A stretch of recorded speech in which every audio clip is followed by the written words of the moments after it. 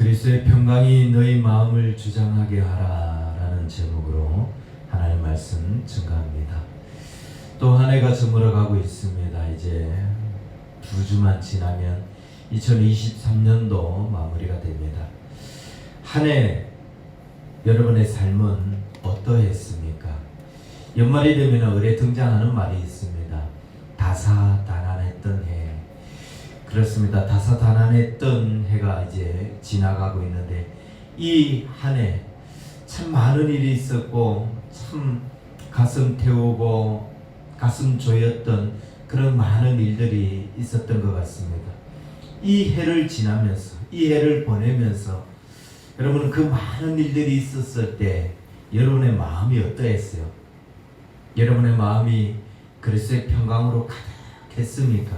아니면은 정말 불안하고 초조하고 염려하고 걱정하고 그 마음이 흔들리는 것 때문에 괴로워하고 고통하며 그렇게 보냈습니까? 어쩌면 어떤 사람은 지금도 여전히 근심 걱정이 떠나지 않아서 그렇게 괴로워하는 사람도 있을 거고, 아니 너무 분주하고 바쁘게 살다 보니까 이게 내 마음이 어떤지조차도 느낄 수 없을 정도로 그렇게 바쁘게 사는 사람들도 있을 겁니다. 그런가 하면 뭐 큰 사건 없이 조용하게 그렇게 지난 사람들도 있을 거고, 아무튼 이 상황들을 지나면서 정말 다사다난했던 일, 그 일들을 매일매일 겪고 지나면서 우리의 마음의 상태가 어떤가? 평안하고 평강하고 그렇게 왔는가? 오늘 사도 바울은 우리에게 이렇게 말씀하고 있습니다. 그리스도의 평강이 너희 마음을 주장하게 하라. 너희는 평강을 위하여 한 몸으로 부르심을 받았나니 너희는 또한 감사하는 자가 되라. 무슨 일을 만나든지 어떤 일을 겪든지 내가 지금 어떤 처지에 있든지 내가 살아가는 그 삶의 환경이 어떠하든지 그리스도의 평강이 우리의 마음을 주장하게 하라. 일이 잘 풀려도 일이 안 풀려도 내가 뜻하는 대로 문제가 해결이 돼도 그렇지 않아도 그리스도의 평강이 내 마음을 주장하게 하라. 여러분 이런 평강을 누리고 있습니까? 마음의 평강이 깨지면 얼마나 힘든지 모릅니다. 이게 문제를 만나서 힘든 게 아니라 그 문제를 만나면서 마음의 평강이 깨지니까 힘든 거예요. 마음이 괴로우니까. 이 마음이 고통스러우니까 삶이 고통스러운 거죠. 참 마음이 무너지면 얼마나 힘이 드는지 모릅니다. 그냥 그 자체가 괴로운 것 같아요. 요즘 같은 경기 불황, 물가는 끝을 모르고 계속 치솟고 있는 것 같습니다. 이럴 때 사업을 하는 사람들은 장사가 잘 안 된다고 그러고, 또 직장 생활하는 사람들은 그 임금이 치솟아 오르는 이 물가하고 균형을 못 맞춘다고 하면서 합니다. 코로나 이전 시대보다도 더 먹고 살기가 힘들어졌다라고 그렇게 이야기들을 하죠. 이런 불안한 시대, 이런 상황들을 살아가면서 여러분의 마음은 어때요? 그리스도의 평강이 여러분의 마음을 주장하고 있는가? 평강이 이 마음을 계속 다스리고 있는가? 제 이야기를 좀 할까요? 저한테는 주일병 같은 게 언제부터인지 모르게 생긴 것 같습니다. 주중에는 뭐 설교를 준비해야 되기 때문에 주일날 해야 될 말씀을 계속 묵상하고 고민하고 뭐 이러다 보니까 사실 주중에는 제가 그렇게 마음이 힘들고 이러진 않아요. 뭐 잠시 그럴 수도 있겠지만 뭐 또 수요 예배가 있기 때문에 화요일날 또 말씀을 묵상하고 거의 이런 시간들이 좀 있었기 때문에 그렇게 힘들지 않았는데, 저는 주일이 예배를 모두 마치고 나잖아요. 그리고 이제 짐을 정리하고 집으로 돌아가는 순간부터 마음이 꽉 무너지는데 이게 왜 그런지 모르겠어요. 물론 교회 상황도 그렇고 이런저런 모습을 보고 그렇기 때문에 그런지 모르겠지만 그 마음의 평강이 깨지는 그걸 지금 오래 겪고 있어요. 그래서 저한테는 주일이 제일 힘이 나는 시간이고 또 오후대가 되면 가장 힘든, 한 주 중에서 가장 힘든 날인 것 같아요. 예배를 드리기 전까지는 예배에 집중하고 은혜에 집중하니까 힘이 있습니다. 그 예배가 나를 버티게 하고 나를 견디게 해주는 그런 힘을 주기 때문에 그때까지는 힘이 넘치는데 예배 마치고 나면은 집으로 돌아가는데 짐을 정리하고 집으로 돌아가는데 마음이 푹 꺼져요. 무슨 에너지가 고갈됐기 때문에도 아니에요. 가서 짐을 내려놓고 간단하게 또 옷을 갈아입고 다시 교회로 와서 앉아 있으면 얼마나 마음이 무거운지 정말 한 주 중에서 가장 힘든 시간인 것 같아요. 그래서 그 마음을 달래보려고 색소폰도 불어보고 일부러 저기서 잠을 자보기도 하고 멍하니 책상에 앉아 있기도 하고 그러는데 그 밀려오는 허탈감을 참 견디기가 어렵더라고요. 이걸 이겨보려고 정말 애도 많이 쓰고 기도도 해보고 그랬는데 하나님 그리스도의 평강이 내 마음에서 흔들리지 않게 해달라고, 이 평강이 무너지지 않게 해달라고, 항상 그 평강을 붙잡을 수 있는 그런 마음이 되게 해달라고. 20년 가까이 이렇게 오니까 좀처럼 이게 진정이 안 되는 것 같습니다. 근데 금년 후반기에 들어오면서 조금 뭔가 이렇게 달라지는 것을 느끼고 있어요. 왜냐하면 우리가 1년 내내 뭘 기도해요? 우리가 머무는 자리에서 하나님의 은혜를 경험할 수 있게 해달라고 그렇게 기도하는데 저는 이 자리가 그런 하나님의 은혜를 경험하는 자리가 되게 해달라고 계속 기도해 왔습니다. 그런데 그 기도하면서 조금씩 이렇게 생각이 바뀌어져 가는 것 같아요. 기도하면서 하나님께서 내게 무엇을 깨닫게 하셨냐면 하나님의 일이 어떻게 되느냐, 교회가 어떻게 부흥하느냐, 이건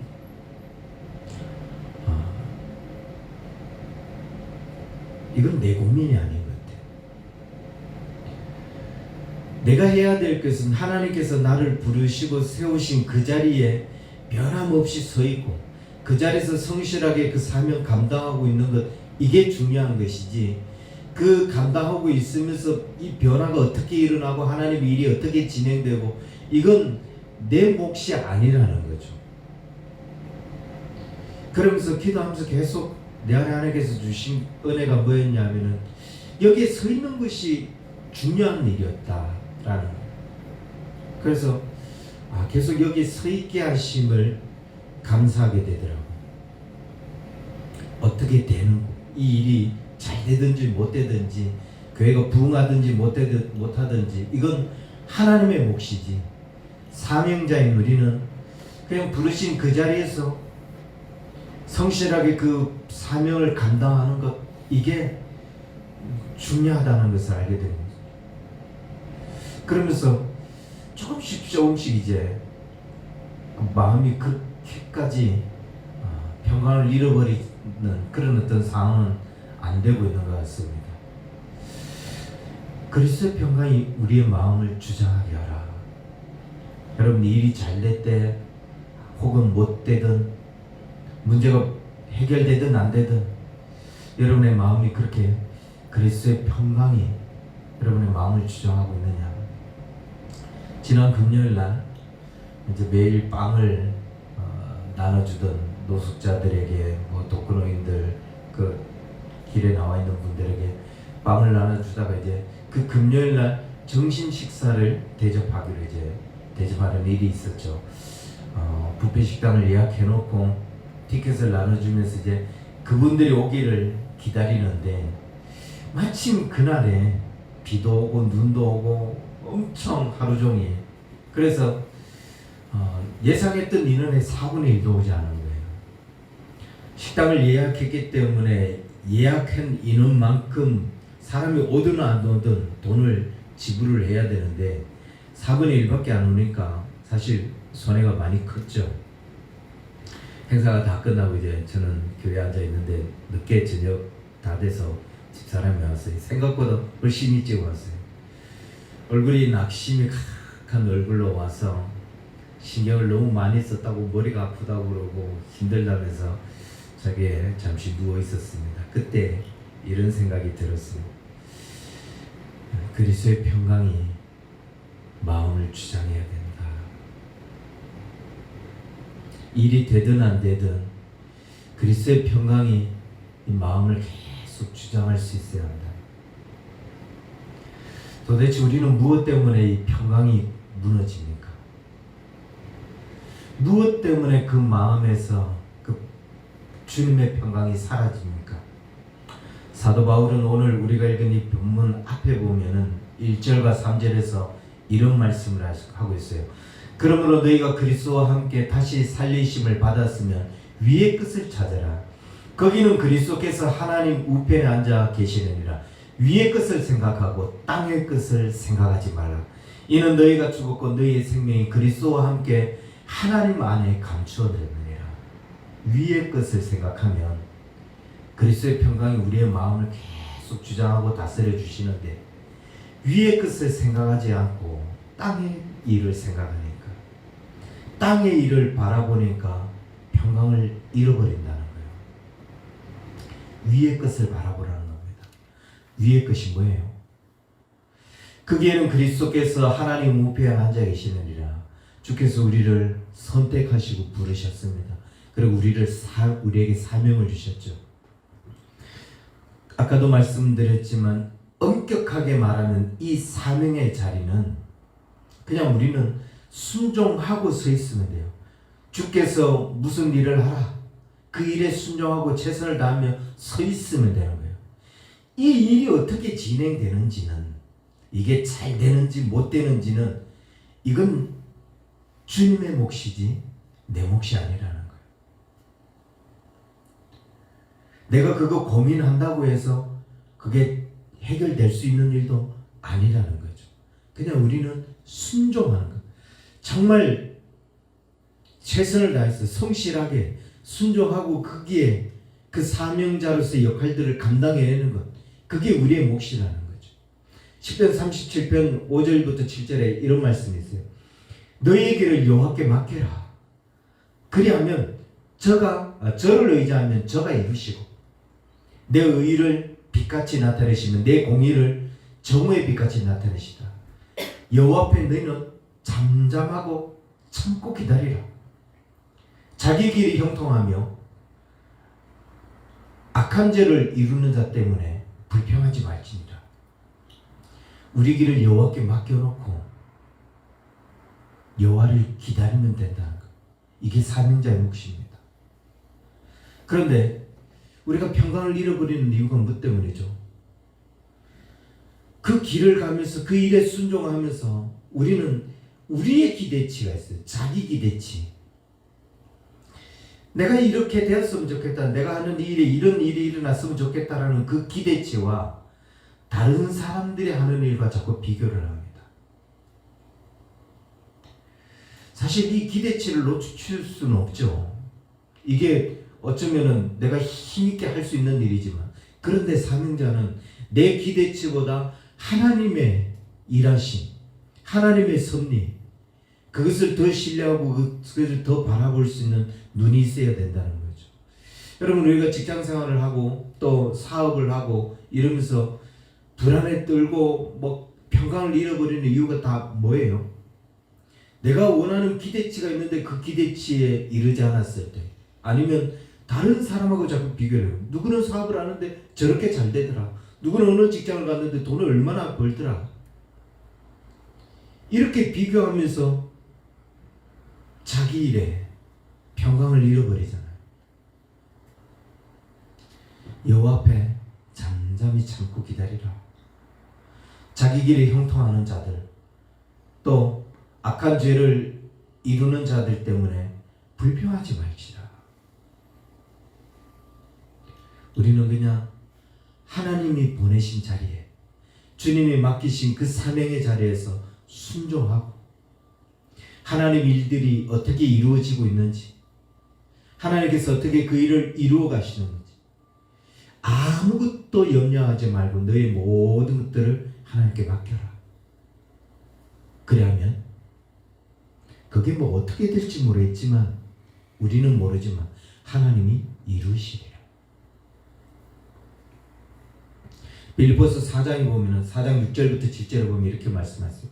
아무것도 염려하지 말고 오직 모든 일에 기도와 간구로 너희 구할 것을 하나님께 감사함으로 아뢰라. 그리하면 모든 지각에 뛰어난 하나님의 평강이 그리스도 예수 안에서 너희 마음과 생각을 지키시리라. 이 일에 대해서 염려하지 말고 그냥 주님 앞에 기도하면은, 감사함으로 주님 앞에 하면, 이 일은 하나님께서 이루시니까 그 일을 어떻게 하나님께서 이루시는지 너에게 보이리라 이렇게 말씀하시지 않고, 그 모든 지각에 뛰어난 하나님의 평강이 내 마음과 생각을 지켜준다는 거예요.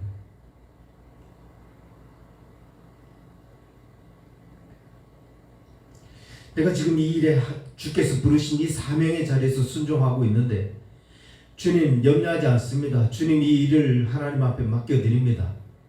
그럴 때 하나님께서 너희 모든 염려를 내려놓고 하나님 앞에 기도하면, 모든 일에 기도와 간구를 하나님 앞에 하려면 그 일을 이렇게 하나님께서 일을 끌어가시는 것을 보여주겠다, 탄탄대로로 열리는 걸 보여주겠다, 이렇게 말씀하시지 않고 너희 마음과 생각을 지키고, 이 일이 어떻게 되든지 그리스도의 평강이 이 안에서 떠나지 않는, 이게 막혀도 아니면 생각지 않았던 방향으로 흘러가도 그리스도의 평강이 이 마음에서 떠나지 않는.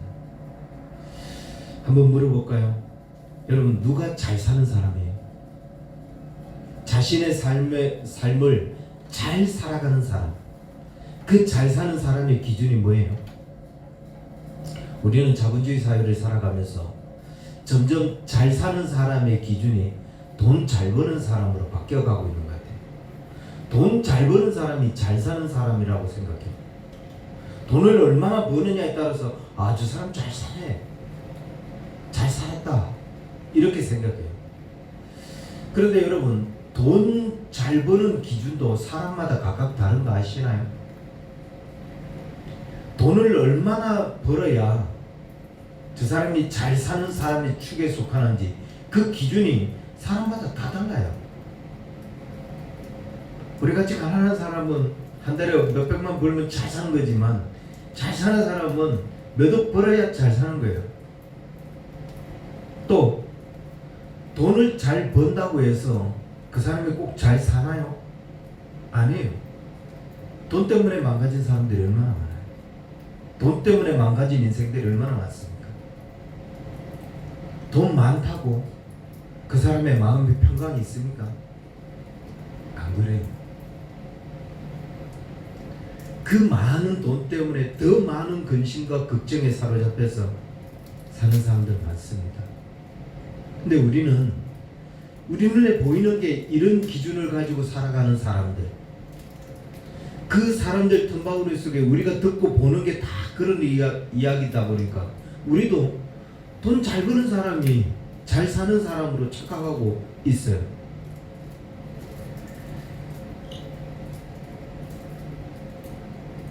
돈을 얼마나 버냐에 따라서 잘 사는 사람의 기준이 달라지고 있어요.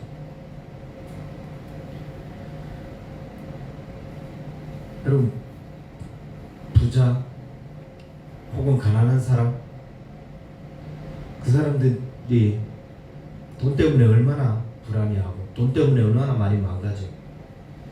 이건 돈하고 관계가 없다고요.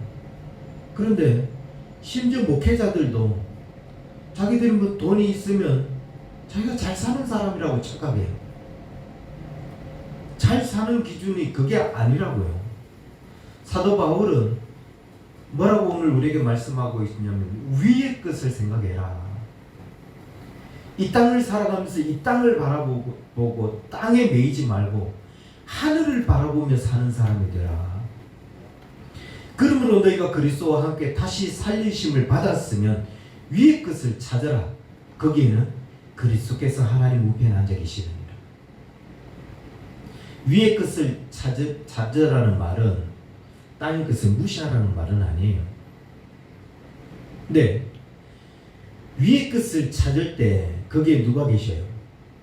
그리스도께서 하나님 우편에 앉아 계심을 보게 된다는 거예요. 그 그리스도가 어떤 분이신데요? 우리를 다시 살리시고 우리를 자녀 삼으신 분. 그러므로 말미암아 이 땅에 살아가면서 그리스도로 말미암아 다시 살리심을 받은 우리, 하나님의 자녀된 우리는 하늘을 바라면서 위의 것을 바라보면서 그리스도와 계속 연결된 자가 되어야 된다는 거예요. 이 땅에 살면서 주님과 연결된 자. 이 땅에 살아가지만 반드시 그리스도와 계속 연결된 자. 그 마음이, 그 생각이. 그렇게 주님과 연결될 때 우리의 존재 목적, 우리의 삶의 의미를 거기에서 찾게 된다는 거예요. 네, 땅의 것을 추구하느라고, 세상 것을 바라보느라고, 그 땅의 것을 보니까 여기서 내 삶의 이유, 존재 목적을 찾는 거예요. 돈 많이 벌어야 되나 보다. 그게 잘 사는 건가 보다. 근데 위의 것을 바라볼 때, 하나님의 것을 바라볼 때 우리는 우리의 삶의 해답을 거기에서 찾을 수 있다고요. 이 문제가 안 돼도, 잘 안 풀려도 해답이 뭐냐? 위의 것을 바라보면 너희 모든 염려를 주님 앞에 맡기고 너는 마음에 주님의 그 평강을 잃지 마라. 내 인생의 해답은 항상 거기에서 찾을 수 있게 된다는 거예요. 2절과 3절에 뭐라고 이야기해요? 위의 것을 생각하고 땅의 것을 생각하지 마라. 이는 너희가 죽었고 너희 생명이 그리스도와 함께 하나님 안에 감추어졌느니라. 위의 것을 생각하고 땅의 것을 생각하지 마라. 우리의 마음을 이 땅의 것에 맞추는 게 아니라 위의 것에 맞춰 가야 된다는 거예요. 그렇게 해야 될 이유가 뭐냐? 바울은 그 이유를 우리에게 이렇게 이야기해요. 이 땅에서 우리가 죽은 자다. 이 땅에서 우리는 죽은 자와 같지만 우리의 생명이 그리스도와 함께 하나님 안에 감춰져 있느니라. 내 생명은 저 위에 하나님 우편에 앉아 계신 그분과 연결되어 있는 거기에 내 생명이 감춰져 있다는 거예요. 그러니까 이 땅에서 봤을 때 사람들은 다 죽은 거 아니야? 뭐 저렇게 가난하게 살아? 저렇게 하는 일마다 안 돼? 그렇게 보이지만 내 생명은 그리스도와 함께 연결되어 있다는 거예요. 땅에서 아무리 떵떵거리고 살아도 그 떵떵거리고 사는 게 생명력 있는 삶이 아니라고요.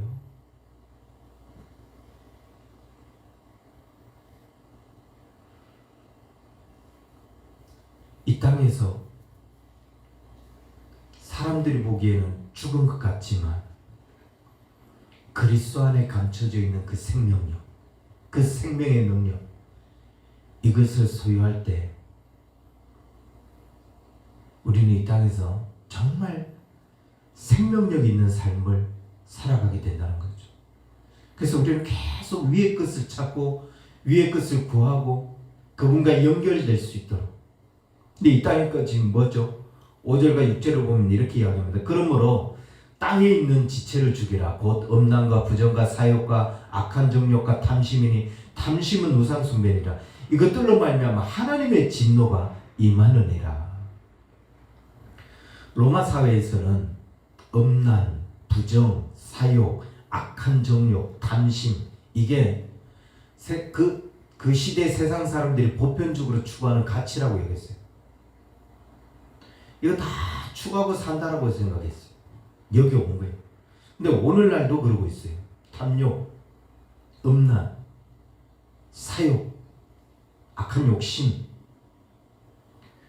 자본주의 시대를 살아가면서 우리는 공공연하게 이 탐욕, 물질에 대한 탐욕, 이게 우리의 최고의 가치라고 여기는 거예요.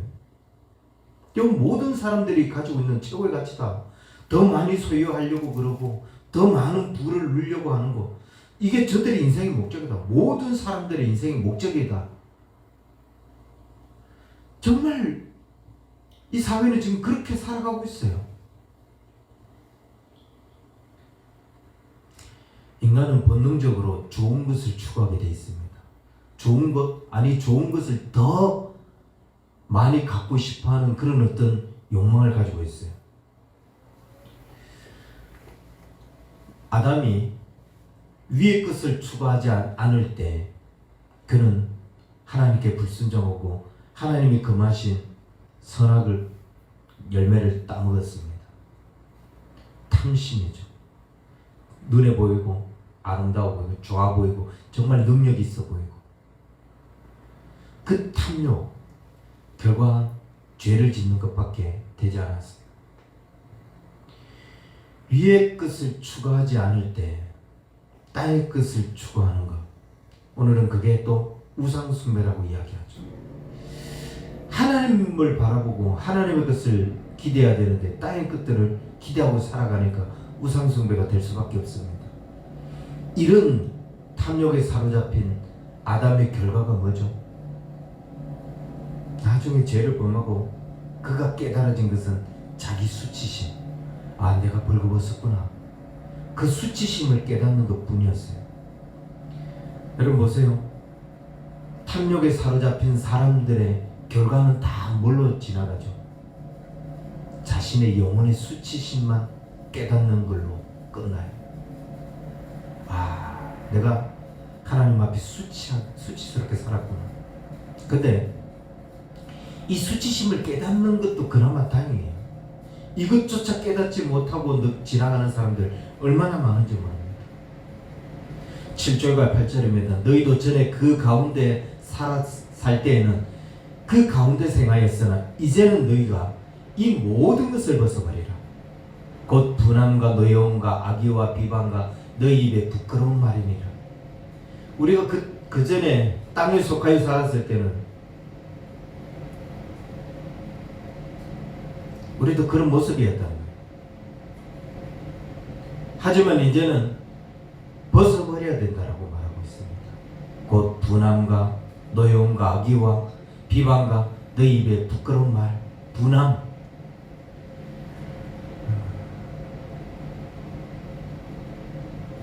누구를 보니까 땅의 것들이 잘 풀려요. 소위 말하는 잘 사는 삶을 살아가요. 근데 나는 안 되니까, 저 사람 되고 나는 안 되니까 분함, 노여움. 그들이 잘 풀리고 왜 나는 안 풀리지? 분하고 노여움이 생겨. 악의와 비방. 그냥 분함과 노여움으로만 그치지 않고 이제는 잘 되는 그들을 향하여 비방하기 시작해요. 쟤들은 어떻게 했기 때문에, 무슨 수를 썼기 때문에, 불법을 자행했기 때문에 비방하기 시작해요. 입에 담지 말아야 부끄러운 말을 쏟아냅니다. 이 모든 것을 이제 벗어버리라. 그러면서 9절과 10절에 이렇게 말합니다. 너희가 서로 거짓말을 하지 말라. 옛사람과 그의 행위를 벗어버리고 새 사람을 입었으니 이는 자기를 창조하신 이의 형상을 따라 지식에까지 새롭게 하심을 입은 자니라.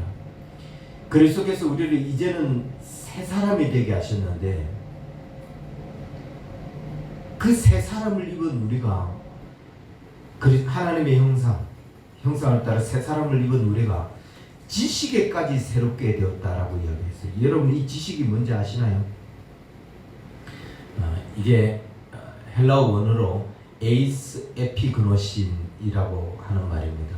이 그노시스라고 하는 이 지식은 구원받기 이전에는 타락한 아담, 그 타락한 아담의 본성을 우리가 받았기 때문에 하나님을 아는 지식이 없어요. 하나님을 깨달을 수 있는 지식이 없는 거예요. 그런데 예수 그리스도로 말미암아 다시 태어나고 새 사람을 입은 이후부터 우리를 그냥 우리의 영혼만 새 사람이 되게 하신 게 아니라 이 지식을 새롭게 하신 거예요. 하나님을 아는 지식. 하나님의 뜻이 뭔가, 하나님의 계획이 뭔가, 이걸 아는 지식을 하나님께서 우리에게 새롭게 해주신 거예요. 그래서 하나님을 아는 지식이 우리에게 있으니까 우리는 하나님과 뭘 할 수 있어요? 하나님과 교제할 수 있는 자가 된 거죠. 지식에까지 너희는 새롭게 되었다. 땅만 바라보고 땅만 추구하고 땅의 것만 생각하고 있던 우리가 지식에까지 새로워진 거예요. 하나님을 바라보고 위의 것을 바라보고, 이 일이 안 돼도 하나님은 어떤 계획을 갖고 계실 거다. 그 하나님과 교제하면서 하나님의 일을 볼 수 있는 그 지식이 우리에게 생긴 거죠. 그런데 왜 일이 안 된다고, 내가 생각했던 대로 그 일이 풀리지 않는다고 또 땅을 바라보며 좌절하고 낙망하죠. 지식에까지 새로워진 우리는 하나님을 바라보면서 하나님은 어떻게 이루실 것인지, 하나님은 어떻게 이 일을 이끌어 가실 것인지, 그분과 교제하면서 그 마음에 그리스도의 평강을 놓치지 않는 자가 되어야 되는데,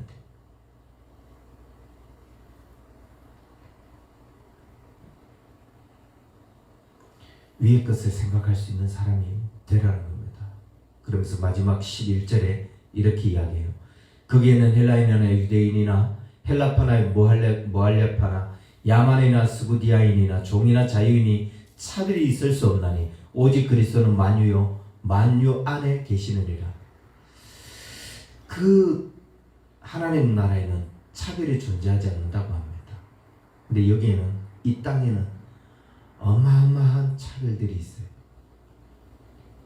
종교적 차별, 사회적 차별, 성적 차별, 신분적 차별, 얼마나 다양하게 차별이 존재하는지 모릅니다.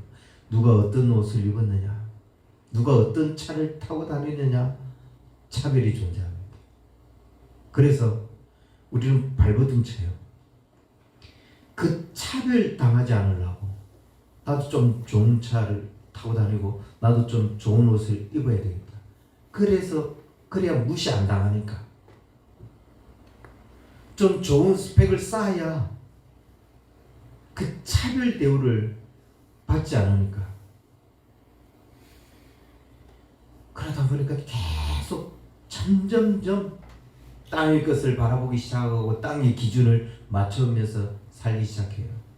그런데 이런 것들이 우리의 신분을 가르쳐 주는 것도 아니고, 이런 것들이 우리를 존귀한 자로 만들어 주는 것도 아닌데, 왜 우리가 계속 거기에 그렇게 집중하고 그렇게 길을 쓰고 살아가고 있는가? 당시 유대 사회에서는 정말 많은 차별이 있었어요. 차별이 얼마나 존재합니까? 골로새 교회가 이방인의 교회잖아요. 그러다 보니까 여기에는 물론 히브리인이죠. 그런데 헬라파 히브리인이 있고 또 디아스포라 히브리인들이 있어요. 무슨 차이냐면은 민족적 차별이 있는데, 헬라어를 쓰고 있는 히브리인, 이방인들, 그리고 히브리어를 쓰고 있는 디아스포라, 고국을 떠나온 이방인들이 있습니다. 근데 이들이 자기들은 헬라어를 쓰고 있으니까 자기들은 너희들보다 더 우월한 민족이다, 너희들보다 더 뛰어난 사람이다 라고 우쭐대요. 왜? 그 시대가 로마가 시대를 지배하고 있었잖아요. 정치적으로 세계를 로마가 다스리고 있었으니까 그 로마 문화권에 있는 헬라 문화, 이 문화 속에서 나는 자랐고 이 언어를 쓰고 있으니까 그것에 대한 굉장히 자부심이 있었던 거예요. 헬라어를 쓰지 않는 사람, 히브리어를 쓰는 사람들은 저속한, 못 사는 사람, 이런 대접을 하는 거죠. 나는 헬라 문화권에 있는 유대인이다, 헬라어를 쓰는 사람이다. 그런 사람들이 본토 유대인들을 무시하는 그런 경향이 있었던 거예요. 야만이 헬라어를 사용하면은 이 사람은 로마 사람이기 때문에 우월한 민족이 되고, 헬라어를 안 쓰면 이 사람들은 야만이네요. 그들이 아무리 우수한 문화를 가졌다 할지라도 이 사람들은 야만이에요. 그렇게 취급을 해왔다고요. 스부디아인은 물론 이것도 차별인데 이 스부디아인은 러시아 땅에 사는 사람들인데 그 시대의 가장 최하등의 야만인 이 사람들이 스부디아인이래. 이들은 그들의 신이 있었는데 인간을 신에게 잡아서 제사도 드리기도 하고 만약 저거를 생포하자니 그러면 가죽을 벗기거나 사람의 피를 빨아먹기도 하는 그런 행동을 했다고 합니다. 그들 중에 추장이 죽었다. 그러면 그 추장의 첩도 같이 다 생매장을 내야 됐어요. 그 나라의 왕이 죽었다. 1년 동안 왕을 위해서 장사를 지내. 그리고 마지막에는 신하 50명을 죽여서 같이 왕의 그 묘에 묻어버리는 그 차별이 그렇게 심했는데 그리스도 안에서는 다 야만인도 스부디아인도 할례자도 무할례자도 헬라파 유대인도 히브리파 유대인도 다 차별이 없다. 그리스도 안에서는 다 차별이 없다. 우리는 이 자본주의 사회를 살아가면서 얼마나 많은 차별을 겪고 있습니까? 돈이 많으면 뭐 사업이 잘 되면 심지어 뭐 교회가 잘 부흥하고 있으면 자기는 엄청난 신분의 사람처럼 그렇게 여겨. 그리스도 안에서 너희는 차별이 없다. 위의 것을 생각하지 않고 땅의 것을 생각하고 본능적으로 살아가다 보니까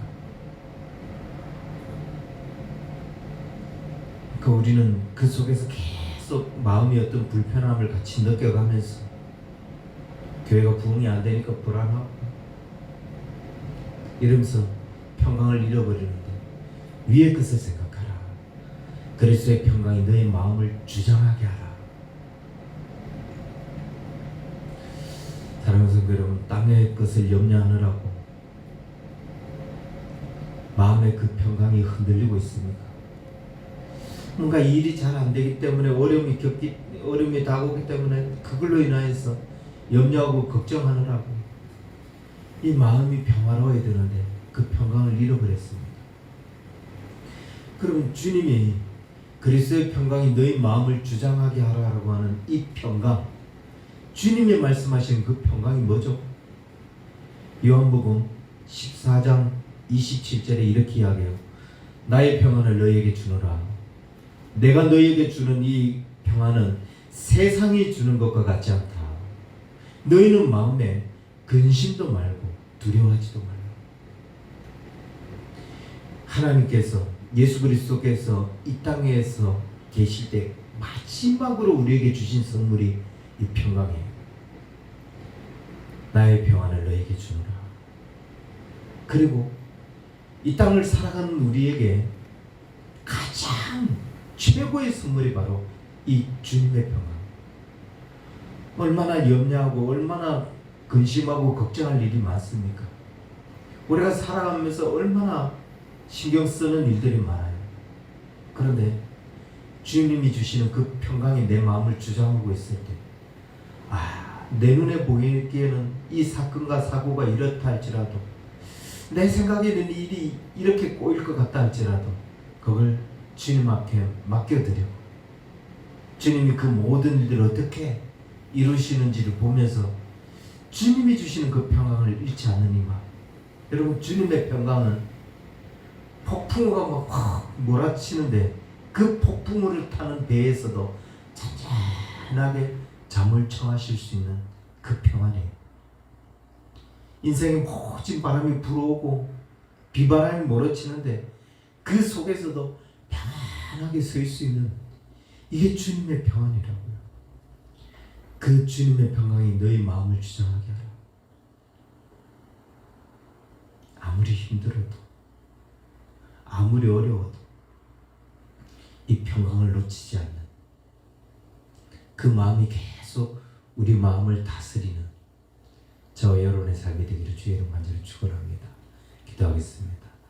살아계신 주님, 오늘 우리가 다시금 주님의 평강이 우리의 마음을 주장할 수 있기를 소망합니다.